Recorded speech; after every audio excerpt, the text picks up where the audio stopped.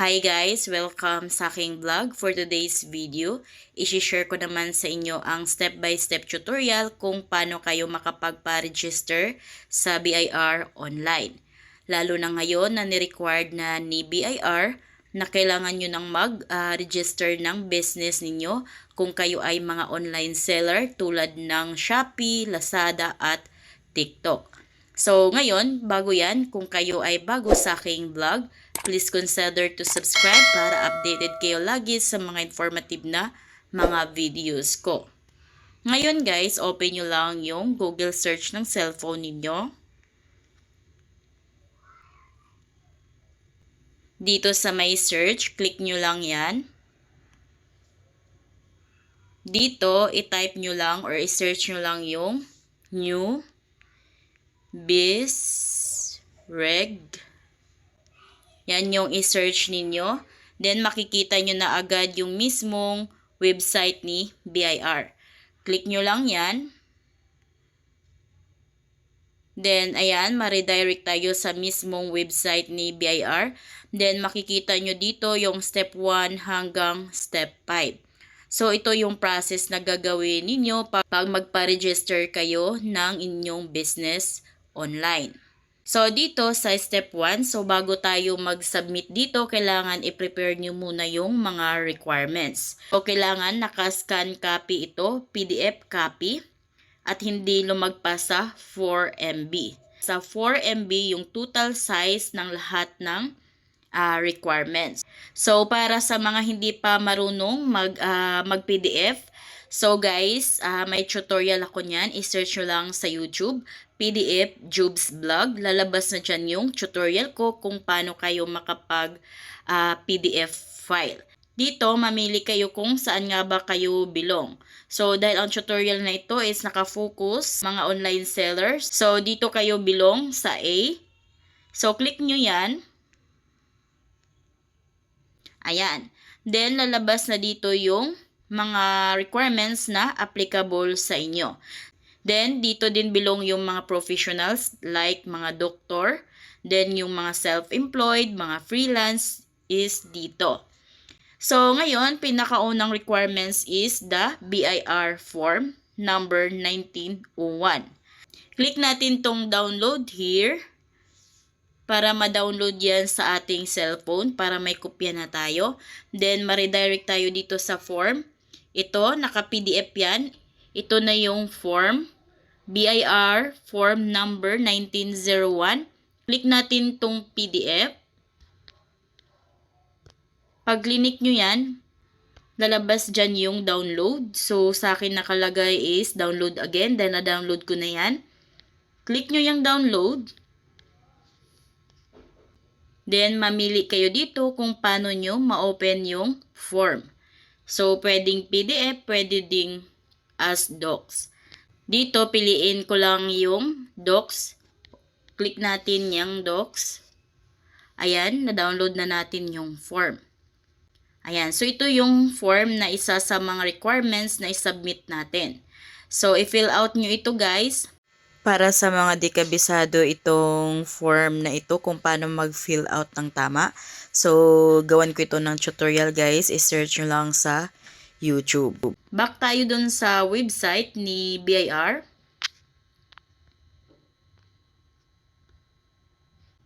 Pangalawang requirements naman is government issued ID.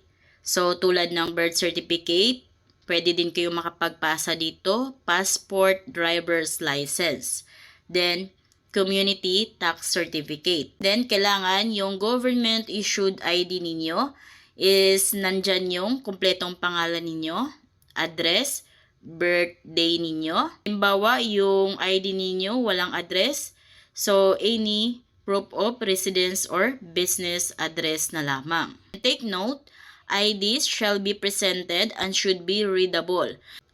Kailangan untampered at nababasa pa ito at hindi malabo. So, dapat maganda or okay pa yung ID ninyo. Pangatlong requirements naman is BIR, printed receipt or invoice.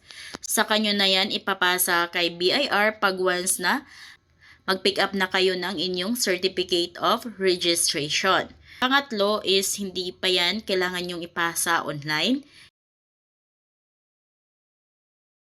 Doon na lang kayo bumili niyan sa mismong BIR dahil meron sila niyan sa New Business Registrant counters. Take note dito na kayo din naman yung may option guys kung gusto ninyo na kayo mismo gagawa ng sarili nyong receipts or invoices. At pwede din na dun na kayo mismo kay BIR. So may option kayo kung ano yung gusto ninyo. Next naman is yung pang-apat, payment. Payment of 530 pesos. 500 pesos for the registration fee. 30 pesos naman for the DST. So, regarding dito guys, may bagong update si BIR. January 2022, kung hindi ako nagkamali sa exact na date. So, wala nang registration fee. Next naman is additional documents, if applicable yan sa inyo. So, dito kung kailangan nyo ng representative, so kailangan may special power of attorney pa. Then, kailangan ng any government-issued ID of the authorized representative. So, dito sa mga online seller, ang applicable sa inyo is DTI certificate. So, kailangan na-register nyo na yung business name or business shop ninyo. Kailangan na-register nyo na ito sa DTI. So, para sa mga online seller, applicable to sa inyo ang DTI certificate. Kung kaya bago kayo mag-submit dito, dapat nakapagpa-register na kayo ng business name ninyo sa DTI. So, kung paano naman kayo makapagpa-register sa DTI, so i-search nyo lang sa YouTube, DTI Jubes Vlog.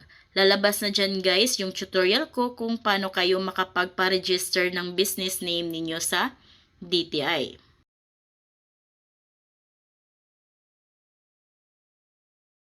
Step 2 is determine filing and payment obligations.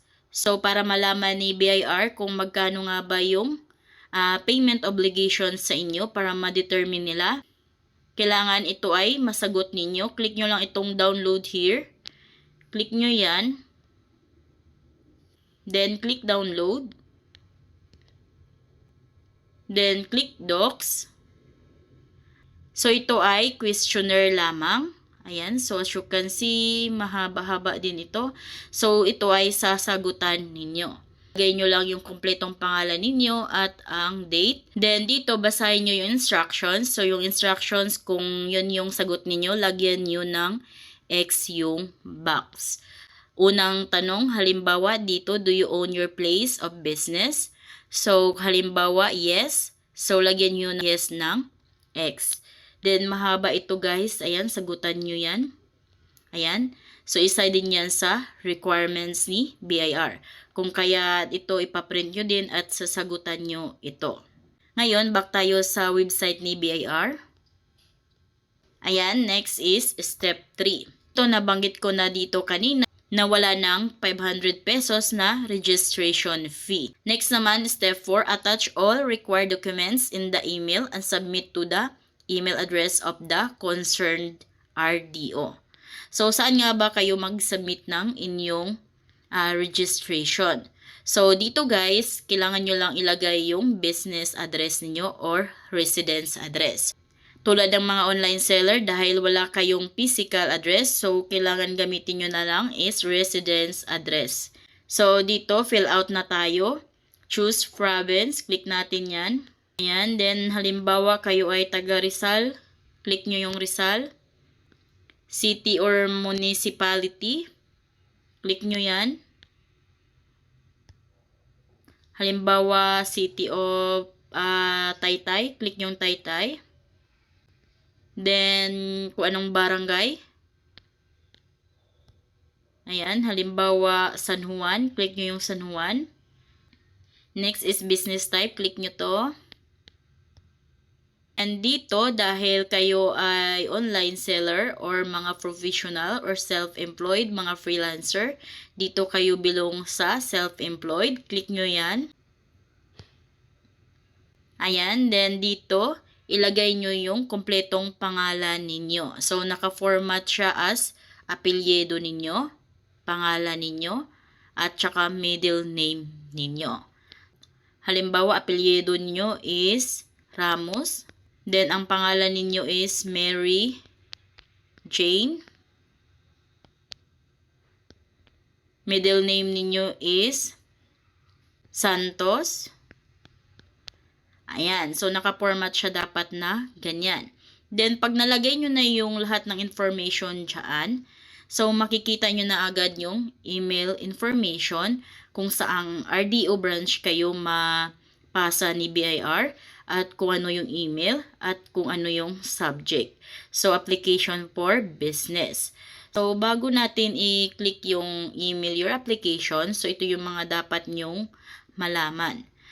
Scroll muna kayo sa pinakababa. Makikita nyo dito. Ito, you will receive an email acknowledgement of the receipt of your application from official email address of the concerned Revenue District Office. So, after natin makapag-email or makapag-submit ng requirements, mag-i-email din si BIR sa atin na mag-confirm lang sila na natanggap nila yung application or email ninyo. Next naman, pag once na natanggap nila at makapag-email sila sa inyo, so yun na mag-start yung 3 working days na pag-process nila sa application ninyo. Then, pag once na na-process na nila 3 working days, so makakatanggap kayo ng email na galing kay BIR na kung saan kayo ay nakaschedule para sa pag-pick up ng Certificate of Registration ninyo. At of course, ito yung kanina, kailangan nyo din magdala ng pera dahil may babayaran kayo doon at bibili din kayo doon ng BIR printed receipts. So, dito na tayo sa pag-apply. Click natin tong email your application. Automatic sa RDO branch na kung saan tayo ibabato ni BIR. Ito na yung email nila. Then, makikita niyo dito, application for business, yung subject niya at kompletong pangalan ninyo. So, dito, pwede kayong maglagay ng message kay BIR or pwede ding hindi. Para formalization lang, so lagay natin, good day. Please see attached files. Thank you. Ayan, next is, click natin to, i-attach na natin yung requirements natin. So, ngayon, click na natin to. Then, click attach file.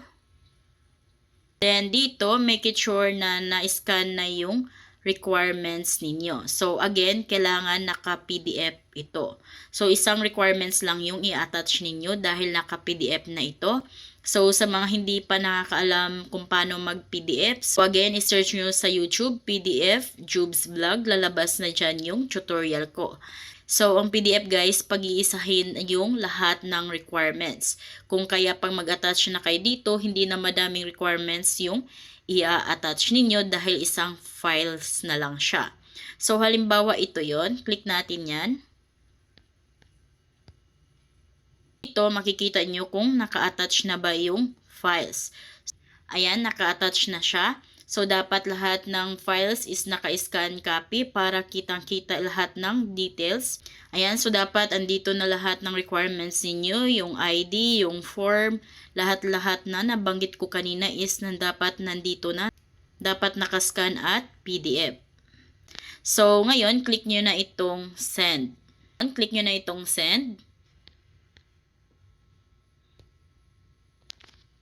So, ayan guys, na-send na natin yung ating application for BIR registration. Maghintay na lamang tayo ng email ni BIR para sa pag-pick up ng ating Certificate of Registration. So, ganun lang guys. So, kung kayo ay bago sa aking vlog, please consider to subscribe para updated kayo lagi sa mga videos ko. Thank you for watching!